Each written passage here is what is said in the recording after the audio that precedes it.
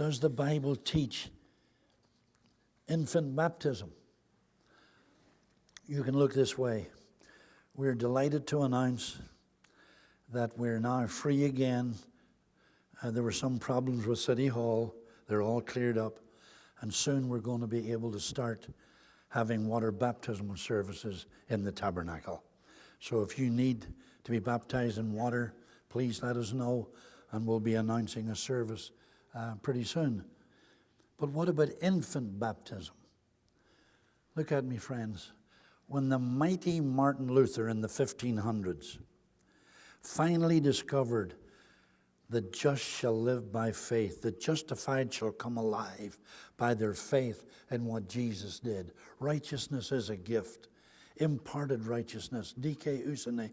When Luther finally got a hold of it, it said that the whole of Europe was enlightened within a fortnight. That was the word they used, which is a word they use over there all the time. It means 2 weeks.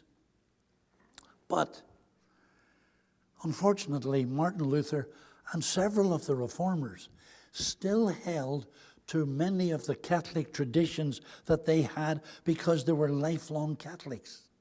Now, they got rid of the big one, salvation by works. It's salvation by grace and faith, which is what we preach to this day.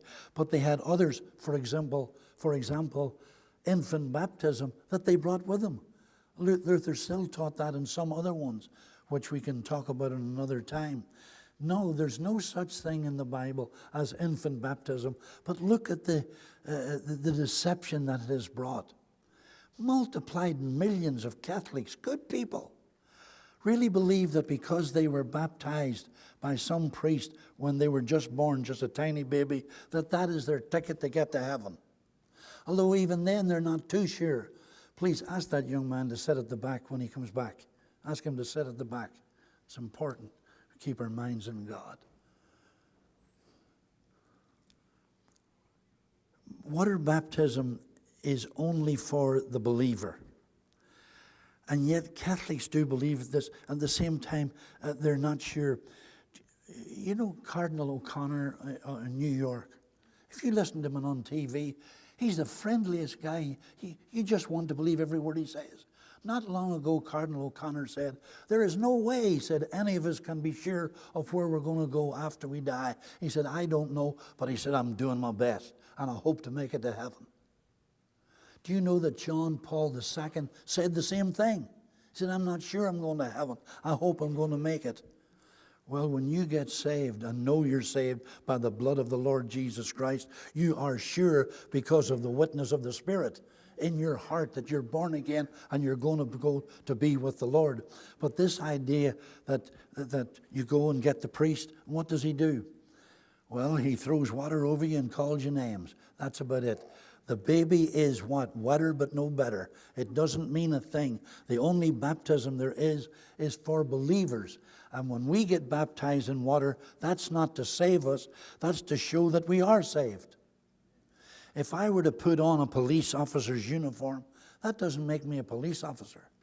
And a police officer, a real one who has a uniform, he doesn't have that on to make him a police officer, but to show that he is one. And when you get baptized in water, it's an outward testimony of an inward work that's already taken place. You are saved, and now you're testifying outwardly that as I go under these waters, so my old man is buried, and then I rise in newness of life with the Lord Jesus Christ. So infant baptism, be it Catholic or Protestant, and there are Protestant denominations who teach it to this day, is totally false, totally unscriptural.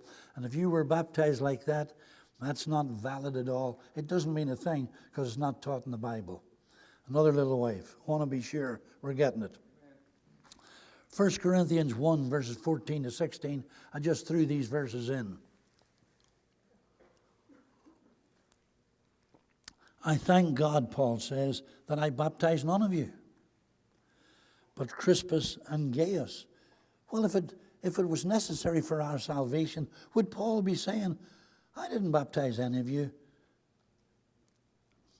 Next verse, lest any should say that I had baptized in mine own name. And I baptized also the household of Stephanus, besides, I know not whether I baptize any other. It's important, but not all important. The important thing is to get saved. After all, the thief on the cross was not baptized in water, and yet he was with the Lord. So I hope that clears that up. Question